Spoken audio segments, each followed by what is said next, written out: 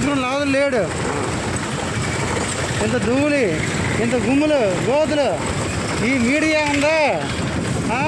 అలాంటి చెత్త నా కొడుకులు ఇంక ప్రపంచంలో ఎవరు? మీడియా అనేదే చెత్త. ఇలాంటివి ఎవడు రాయడు.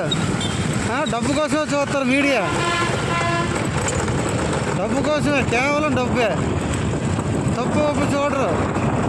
డబ్బులు ఎవడు ఇస్తే అమ్ముడిపోతారు. లంచుల కంటే లంచులో తయారయ్యారు మీడియా. రాజధానిలో లీడర్లు ఉన్నారు. ఎందుకు లేరు? ఉన్నారు. వస్తాయిక ఇవి చేస్తారేక. ఇంత దూరంలో నడవద్దు.